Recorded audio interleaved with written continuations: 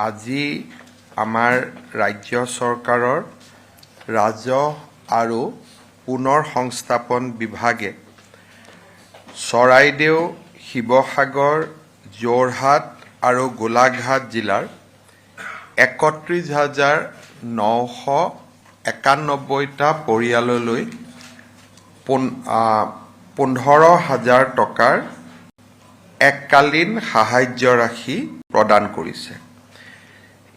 ইয়াৰ পূৰ্বেও ৰাজ্যৰ ৰাজহ আৰু পুনৰ সংস্থাপন বিভাগে শিৱসাগৰ, চৰাইদেউ, যোৰহাট আৰু গোলাঘাট জিলাৰ ৬৪,৮৯১টা পৰিয়াললৈ এই ৰাজ সাহায্য বা এই ১৫,০০০ টকাৰ এককালীন যিটো সাহায্য তাক আগবঢ়াইছিল।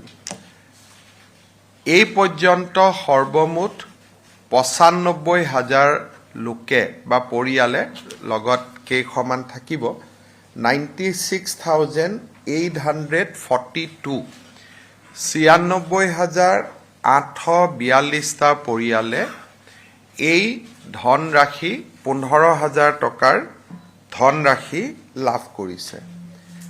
ৰাজ্য চৰকাৰে এই এককালীন সাহায্যৰ বাবদ এই পৰ্যন্ত ১৪৬.২৬ কোটি টকা ব্যয় কৰিছে।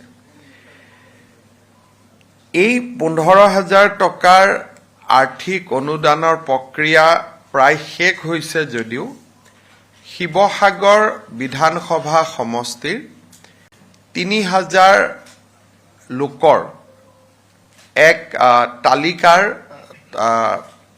অনুসন্ধান চলি আছে।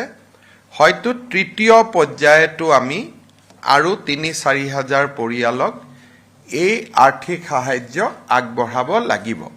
ক্ষতিগ্ৰস্ত পৰিয়ালক সম্পূৰ্ণ সহায় কৰাৰ বাবে ৰেপিড ডেমেজ এছেছমেণ্টৰ কামো আমাৰ এই চাৰিওখন জিলাত পূৰ্ণ গতিত চলি আছে।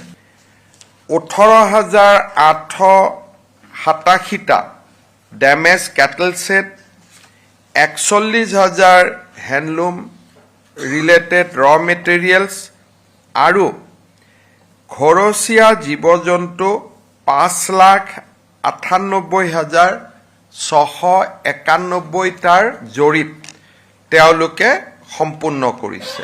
২৮ বা ২৯ আগষ্টত প্ৰথম পৰ্যায়ৰ ছাৰ্ভে শেষ হোৱাৰ লগে লগে এই ছাৰ্ভেত ক্ষতিগ্ৰস্ত হোৱাৰ যিখন তালিকা তাক আমি ৱেব পৰ্টেলৰ জৰিয়তে প্ৰকাশ কৰিম, যাতে সকলোৱে নিজৰ নিজৰ নাম তাত আছেনে নাই, ডেমেজ তেওঁলোকে জনোৱা মতে নথিভুক্ত হৈছেনে নাই, তাক যাতে তেওঁলোকে পৰ্যবেক্ষণ কৰিব পাৰে।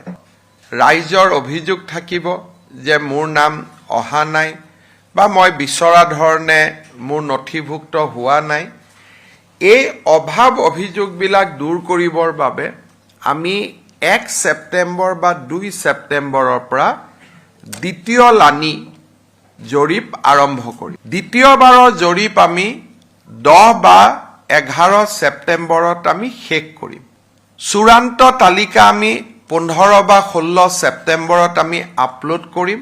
আৰু তাৰ পিছতো যদি ৰাইজৰ অভিযোগ থাকে, আমাৰ জৰীপকৰ্তাসকল তৃতীয়বাৰলৈও আমি জৰীপ ক্ষেত্ৰলৈ যাবৰ বাবে প্ৰস্তুত হৈ থাকিম। যে দুৰ্গা পূজাৰ আগতে অৰ্থাৎ ৯-১০ অক্টোবৰৰ আগতে বা ছেপ্টেম্বৰৰ শেষলৈ যদি তৃতীয় জৰীপৰ প্ৰয়োজন নহয়, আমি এই ৰেপিড এছেছমেণ্ট অনুসৰি মানুহক পাবলগীয়া ধনৰাশি আমি যাতে DBTৰ জৰিয়তে এনেকৈয়ে হস্তান্তৰ কৰিব পাৰোঁ। এই পৰ্যন্ত ২৬,৬৮১টা হাউচ ডেমেজকে আদি কৰি বৰ্তমানলৈকে প্ৰায় ৪৮০ কোটি টকাৰ ক্ষয় ক্ষতি আমাৰ পৰ্টেলত লিপিবদ্ধ হৈছে বা পৰ্টেলত আহিব পাৰিছে। বানাক্ৰান্তত মৃত